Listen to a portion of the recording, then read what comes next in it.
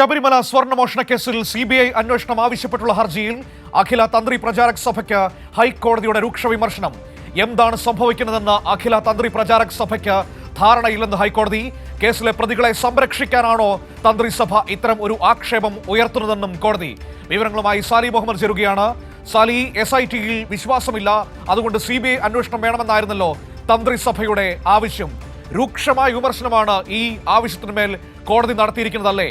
പ്രതികളെ സംരക്ഷിക്കാനാണോ നിങ്ങളുടെ ശ്രമം എന്നതടക്കമുള്ള ഏറ്റവും ഗൗരവതരമായ ചോദ്യങ്ങളാണ് ഹൈക്കോടതി തന്ത്രിസഭയ്ക്ക് നേരെ ഉന്നയിച്ചിരിക്കുന്നതല്ലേ? അതായത് അഖില തന്ത്രി പ്രചാരക് സഭയാണ് ഇന്ന് രാവിലെ CBI അന്വേഷണം ആവശ്യപ്പെട്ട് ഹൈക്കോടതിയിൽ ഹർജി സമർപ്പിച്ചത്. അവരുടെ പ്രധാന പരാതി SIT അന്വേഷണം കാര്യക്ഷമമല്ല, അതുകൊണ്ട് CBI അന്വേഷണം അനിവാര്യമാണ് എന്നുള്ളതാണ്. ആ ഹർജി പരിഗണിച്ച കോടതി നിശ്ചിതമായ വിമർശനമാണ് ഹർജിക്കാർക്ക് നേരെ നടത്തിയത്. എന്താണ് സംഭവിക്കുന്നതെന്ന് ഈ പ്രചാരക് സഭയ്ക്ക് ധാരണയില്ല എന്നാണ് കോടതിയുടെ വിമർശനം. കേസിലെ പ്രതികളെ സംരക്ഷിക്കാനാണ് തന്ത്രിസഭ ഇത്തരം ആക്ഷേപങ്ങൾ ഉയർത്തുന്നത് എന്ന് കോടതി വിമർശിച്ചു.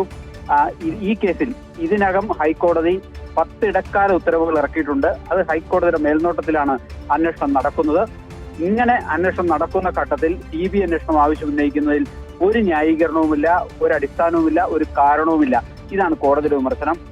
പ്രതികൾ നിരപരാധികളാണെന്നാണോ നിങ്ങളുടെ വാദം എന്നാണ് തന്ത്രിസഭയുടെ അഭിഭാഷകനോട് കോടതി ചോദിച്ചത്. ഏതായാലും ഹർജി കോടതി ഫയലിൽ സ്വീകരിച്ച് വിശദമായ വാദം കേൾക്കാൻ തീരുമാനിച്ചിട്ടുണ്ട്. പക്ഷേ നമുക്കറിയുന്നത് പോലെ ഈ കേസിൽ ഹൈക്കോടതി ദേവസ്വം ബെഞ്ചിന്റെ മേൽനോട്ടത്തിലാണ് SIT പ്രത്യേകാന്വേഷണം നടത്തുന്നത്. ആ അന്വേഷണത്തിൽ കൃത്യമായ തൃപ്തി ഇതിനകം തന്നെ ദേവസ്വം ബെഞ്ച് പലതവണ രേഖപ്പെടുത്തിയിട്ടുണ്ട്. നിങ്ങൾ അന്വേഷണവുമായി മുന്നോട്ട് പോയിക്കൊള്ളുക, ഒരു വിമർശനങ്ങളെയും നിങ്ങൾ ഭയപ്പെടേണ്ടതില്ല, മാധ്യമ വിമർശനങ്ങളെയോ പ്രതിപക്ഷത്തിന്റെ വിമർശനങ്ങളെയോ നിങ്ങൾ കാര്യമാക്കേണ്ടതില്ല, നിങ്ങൾ നിങ്ങളുടെ അന്വേഷണവുമായി മുന്നോട്ട് പോവുക എന്ന് തന്നെ കോടതി പലതവണ പറയുകയും അവർക്ക് പൂർണ്ണ പിന്തുണ പ്രഖ്യാപിക്കുകയും ചെയ്തതാണ്. അങ്ങനെ നടക്കുന്ന ഒരു അന്വേഷണത്തെയാണ് ഇത്തരത്തിൽ കാര്യക്ഷമമല്ലെന്നും നിക്ഷിപ്ത താല്പര്യങ്ങളുണ്ടെന്നും ഒക്കെ തന്ത്രിസഭ ആക്ഷേപിച്ച് CBI അന്വേഷണം വേണമെന്ന ആവശ്യം മുന്നോട്ട് വെച്ചത്. ഇതേ ആവശ്യം കഴിഞ്ഞ ദിവസം BJP സംസ്ഥാന അധ്യക്ഷനും മുന്നോട്ട് വെച്ചതാണ്. അതായത് BJPയുടെ ആവശ്യത്തിന് ചുവട് പിടിച്ച് അതിന് പിന്നാലെ അതേ ആവശ്യവുമായി തന്ത്രിസഭ കോടതിയിൽ എത്തുകയായിരുന്നു എന്നുള്ളതാണ് അതിന്റെ രാഷ്ട്രീയ പ്രാധാന്യം.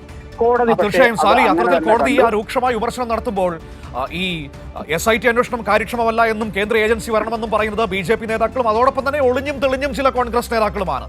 അവർക്കൊക്കെയുള്ള മറുപടി കൂടിയല്ലേ ഇന്ന് കോടതി വളരെ കൃത്യമായി പറഞ്ഞു വച്ചിരിക്കുന്നത്? തീർച്ചയായും ഈ ഹർജിക്ക് പിന്നിൽ തന്നെ രാഷ്ട്രീയ ലക്ഷ്യങ്ങളുണ്ട്.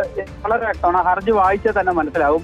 ചില ആളുകളെ രക്ഷിക്കാനാണ് ഈ SIT ശ്രമിക്കുന്നത് തുടങ്ങിയ വാചകങ്ങളൊക്കെ ഹർജിയിലുണ്ട്. അത് പൊളിറ്റിക്കലാണ് ആ ആരോപണം. ആ പൊളിറ്റിക്കലായ ആരോപണത്തെ അങ്ങനെ തന്നെ കോടതി കണ്ടു. അതൊന്നും ഇവിടെ ചെലവാകില്ല എന്ന് തന്നെ കോടതി പറഞ്ഞു. വിശദമായ വാദം കേൾക്കാനാണ് കോടതിയുടെ തീരുമാനം. അതിനർത്ഥം ഈ ഹർജി കൃത്യമായ വിമർശനങ്ങളോടെ കോടതി കൈകാര്യം ചെയ്യും എന്ന കാര്യം ഉറപ്പാണ്. കാരണം ഒരു ബേസും ഇല്ലാത്ത ഒരു ആരോപണം ഉന്നയിച്ച് സാധാരണഗതിയിൽ കോടതി ഈ രീതിയിൽ അങ്ങനെ വിമർശിക്കാറില്ല. അതായത് പ്രതികളെ സംരക്ഷിക്കാനാണോ നിങ്ങൾ ഇറങ്ങിയിരിക്കുന്നത് എന്ന് വളരെ ഡയറക്റ്റായി കോടതി ചോദിക്കുമ്പോൾ ഇപ്പോൾ സാലി പറഞ്ഞതുപോലെ ഈ ഹർജിക്ക് പുറകിലെ ഉദ്ദേശം എന്താണെന്ന് ഹൈക്കോടതിക്ക് കൃത്യമായി ബോധ്യപ്പെട്ടിട്ടുണ്ട്. അത് തന്നെയാണ് അത്തരത്തിലുള്ള ചില ചോദ്യങ്ങളുടെ അടിസ്ഥാനവും അല്ലേ? തീർച്ചയായും കോടതിക്കും ബോധ്യപ്പെട്ടു. ഈ ഹർജി വായിക്കുന്ന ഏതൊരാൾക്കും രാവിലെ ഹർജിയുടെ പകർപ്പ് കിട്ടിയപ്പോൾ തന്നെ നമുക്ക് തോന്നിയിരുന്നു ഇതിന് പിന്നിൽ രാഷ്ട്രീയ ലക്ഷ്യങ്ങളുണ്ട് ഈ ഹർജിക്ക് പിന്നിൽ എന്ന കാര്യത്തിൽ. കാരണം കഴിഞ്ഞ ദിവസം BJPയുടെ സംസ്ഥാന അധ്യക്ഷനും മനു സൂചിപ്പിച്ചതുപോലെ കേരളത്തിലെ പ്രതിപക്ഷം ഒളിഞ്ഞും തെളിഞ്ഞും ഒക്കെ ഉന്നയിച്ചിരുന്ന ഒരു ആക്ഷേപമാണ് SIT-ക്കെതിരെ. പ്രതിപക്ഷ നേതാവ് അടക്കം SIT-ക്കെതിരെ ഒരു ഘട്ടത്തിൽ ആക്ഷേപം ഉന്നയിക്കുകയും ഒക്കെ ചെയ്തതാണ്. അപ്പൊ പ്രതിപക്ഷത്തിന്റെയും കേരളത്തിലെ BJPയുടെയും അതേ ആവശ്യം ഒരു ഹർജിയായി കോടതിയിലെത്തി എന്നുള്ളതാണ് ഈ ഹർജിയുടെ രാഷ്ട്രീയം. കോടതി അതിനെ അങ്ങനെ തന്നെ കാണുകയും അതിനിശ്ചിതമായ വിമർശനം ഉന്നയിക്കുകയും ചെയ്തു.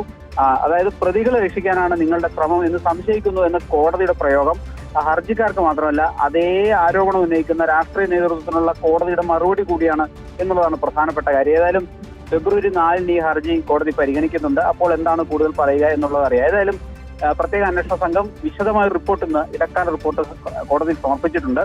അത് അതിന്റെ വാദം അടച്ചിട്ട മുറിയിലായിരുന്നതുകൊണ്ട് തന്നെ കൂടുതൽ കാര്യങ്ങൾ ഇപ്പോൾ വ്യക്തതയില്ല. പക്ഷേ ഉച്ചയ്ക്ക് ശേഷം ഒരു ഇടക്കാല ഉത്തരവ് കോടതി പുറപ്പെടുവിക്കും. ആ ഇടക്കാല ഉത്തരവിൽ എന്താണ് SIT-ന്റെ ഇടക്കാല റിപ്പോർട്ടിലുള്ളത്, അതിനെക്കുറിച്ച് കോടതിയുടെ നിഗമനങ്ങൾ എന്താണ് എന്ന് വ്യക്തമാകും. അത് ഒരു 5 മണിയോടുകൂടി ലഭിക്കുമെന്നാണ് നമുക്ക് പ്രതീക്ഷിക്കുന്നത്.